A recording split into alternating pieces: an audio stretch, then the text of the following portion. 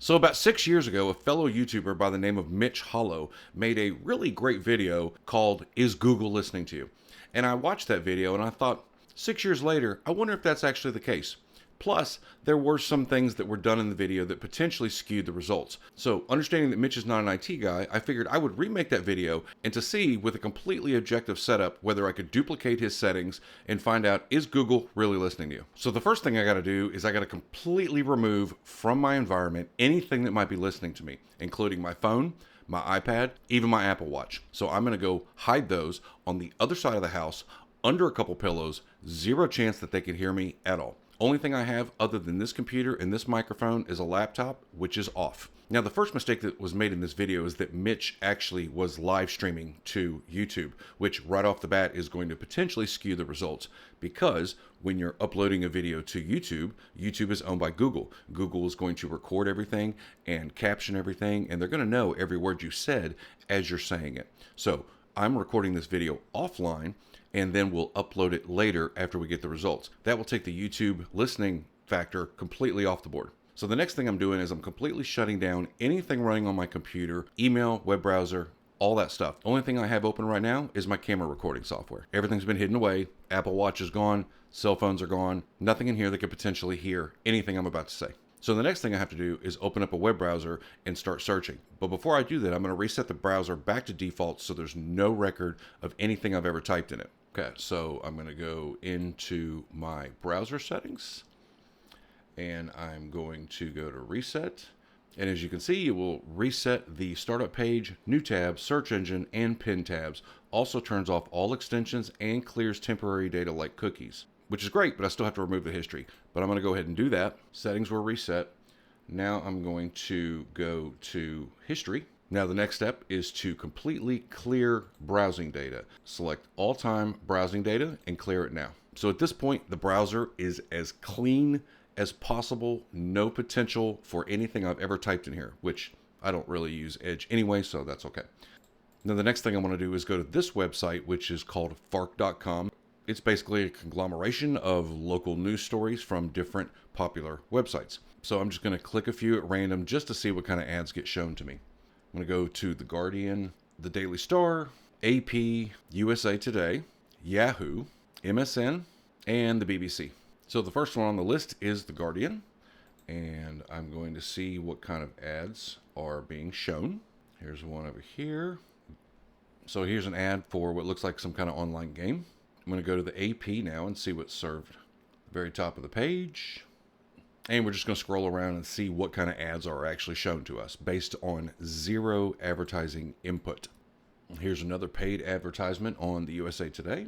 Several more right here. And I'm purposefully not saying what these things are until we decide on what we're going to talk about. Pretty sure I don't need one of these. Now I'm going to change this from Yahoo News to just the main Yahoo website. Okay, so you can see the ads that are starting to pop up here on the side. And again, these browsers have no idea who I am. They don't know what to serve me. They're just throwing ads at me, hoping I'll click on some. Pretty sure I don't need that. Okay, we're going to go to MSN now and see what they show me. And nowadays, it's so hard to tell what is an ad and what isn't because they make it all look like news stories. As you can see here, there's one very popular product right here in the middle. Some of these may be ads, some may not, but we'll just let it sit and try to serve me something. Here's one. Let me move my big head out of the way. So we'll let that next ad load up, and next page is going to be the BBC. And that's one of the things that I hate about these big conglomerate news sites now is that a lot of times you click on something that looks like an interesting article. It's just an ad for something else. They're making the ads to where they're not that obvious anymore so that you'll click on them because most people ignore the ads. And maybe BBC was a bad choice. Let me try CNN. Looks like the Brits got their stuff together. So right off the top of the page, you're going to see another ad, which we don't know what it is yet. I think everybody pretty much knows what these are. And here is another one. And another one at the top. Okay, so now what we're going to do is we're going to close the browser. So now the web browsers are closed, and the only thing that is recording me is my microphone. Now I challenged my wife to help me out with this one and said, give me a handful of things that I could talk about for a minute or so. And it's not something we've ever looked up, and not something we would ever really search the web for. We did this outside to where there was no chance of me being heard at all, no devices, nothing like that. The word she came up with is right here. And trust me, I can talk about this. Okay, so here goes the real deal test. Now, I am a huge coffee fan. As you can tell, you've seen me drink coffee plenty of times. Now, a lot of people are really particular about the kind of coffee they like. Some people prefer Starbucks. Some people prefer Dunkin' Donuts. Some people prefer their local grocery store blend or even Walmart blend.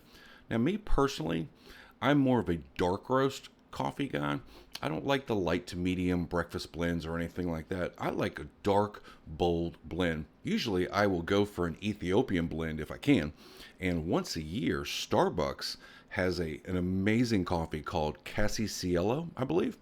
It's a very limited run. They only have so many in each store, and once they're gone, and you have to wait an entire year to get it. And I promise you, you get there early and you stock up, because Starbucks Cassie Cielo is fantastic.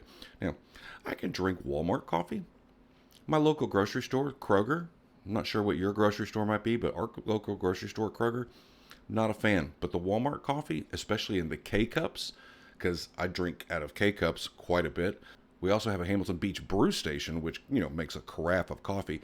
And sometimes that's just not enough between the two of us. I'll go fire up the K-Cup, and I'm good to go. But there's not a single day that goes by that I don't drink at least my body weight in coffee. I don't know. That was about a minute and a half. Let's see what happens. Okay, so I have restarted the FARC website again. I'm going to go back to the Guardian. I'm going to go back to the Star, back to AP, back to USA Today, and Yahoo, and MSN. So now what I'm going to do is I'm just going to leave these open and connected to the internet, and I'm going to go take me a 10-15 minute break. And when I come back, if my theory is correct, we'll have some results. Okay, so it's been roughly 20 minutes or so, and I'm just going to refresh these websites to see if there's any correlation between what I've said into the microphone and what pops up on the connected internet. So I'm just going to go back to each page and refresh. Nothing here. Back to the Daily Star and refresh that one. There's some ads here, but not related. Go back to the AP website. So we have this ad here, unrelated. So we got the USA Today, also unrelated to my topic of choice. We're going to go back to Yahoo. Fully expect them to show me a big fat ad full of this. Surprisingly, no. So far, I'm not seeing anything. Let's try MSN. Nothing there. And lastly, CNN. Some skincare ads and Roller Jam, but nothing related to our subject. Some investment ads at the top, travel, stuff like that, but nothing related. So what does this test actually tell us? Well, considering that I am on a Microsoft Windows PC, I'm not connected to a Microsoft account, just using a local account, so there's no automatic synchronization of anything I typed. Is it possible that maybe I just didn't give it enough time? 20 minutes wasn't enough, even though I refreshed the pages? They have to serve you ads every time you refresh the page, so if they were truly listening to you through a non-connected device, theoretically those ads would show up. Is it possible that maybe 30 minutes from now, maybe I just didn't give it enough time?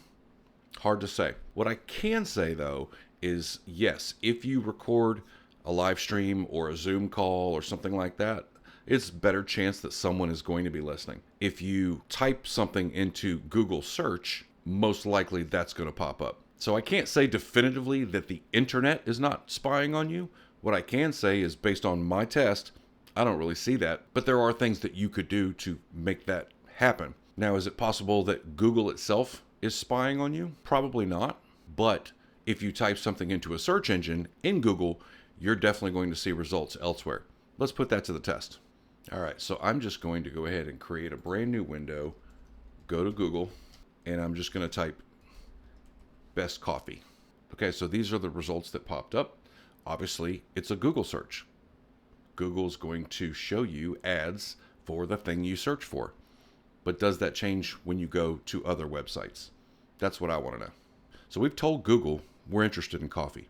Let's go back to our news sites and see what happens. We'll go back to the Guardian and refresh. Nothing there. Go back to the Daily Star. It's got a few ads, but none of them related. Go back to the Associated Press. And again, nothing related. USA Today, nothing related. Yeah, these are kind of cool, but they're not coffee related. Back to MSN, nothing there. And CNN. And again, pretty much the same ads I saw last time. So that either means that there's no correlation, or maybe just Google hasn't fed these websites data about the things that I'm searching for. After 15 or 20 minutes, still no connected results. I'm going to step away for a little bit longer, maybe give Google some time to send data to these websites about what I was searching for. So what I'm going to do is I'm going to just research for best coffee, and then I'm going to give it an hour or so, come back and see if Google has had a chance to send my surfing data to these other websites. Okay, so it's been about an hour, and if you remember, the last thing I did is I searched Google for something, but I didn't click on anything. I just searched for it. But I want to go back to those websites now. Now I want to see if just searching Google changes the ads that are shown to me. So I'm going to go back here and refresh the page. Nothing here. Refresh this page. And again, no ads related to my topic. Next website. Oh, that's sad about Terry Garr. Not seeing any coffee related ads whatsoever. Go to USA Today. Nothing. Refresh Yahoo. Still nothing. Refresh MSN. Nothing. Refresh CNN. Still nothing. Okay, so I think I can definitively say that just having your microphone on is not a guarantee that Google is listening and spying on you. Now, of course, Google gets paid through their advertisers, and obviously, if you let them know you're looking for something specific, they will generally push that to other websites. But even in my example where I typed in a very specific search term, I still did not get served ads based on that search. But what I want to try now is I want to actually go click on one of those ads and see if that makes any difference whatsoever. So I'm going to go back to the Google search that I did. I'm just going to refresh the page just to make sure. And maybe I'll click on Death Wish Coffee. That looks kind of cool. So we'll click on that, and that'll send us to Amazon. Now we've told Google I am interested in this specific product. Now what I want to do is go back to these other websites and see if Google has sent that analytical data to them saying, hey, he's interested in Death Wish Coffee. So I'm going to go back here and refresh. Nothing there. Mini golf and singles websites, neither of which are coffee related. Go back to AP News and refresh. Got an ad loading. Is it coffee? We don't know. We got to wait. Still no coffee ads. We'll try USA Today. Still no coffee ads. No, tennis shoes. Cloud services. Still no coffee. So, MSN, no coffee. Let's try CNN. And still, ad for kayak, no coffee. Saks.com, still no coffee. Okay, so as you can see, it's harder than you think it is to get served that personalized advertising unless you really go out of your way to let these companies like Google know what exactly it is that you want. And even then, it's not always instant. I honestly think that when Mitch made his video, the biggest mistake that he made was live streaming it directly to YouTube that was recording every word he said, and that information was passed from YouTube to Google, which immediately put that information into their algorithm. Now, granted, it was still a great video, and it's definitely something that people need to pay attention to. Shout out to Mitch Hollow for making that video and inspiring me to update it with a 2024 twist, and we'll see what happens in the years to come. Now, the bigger question is your other social media like Facebook, Instagram, Twitter paying attention to you when your phone is sitting next to you? That's going to be an upcoming video, and when it is, I'll put it up here for you. Thanks for watching, and let me know down in the comments, what do you think?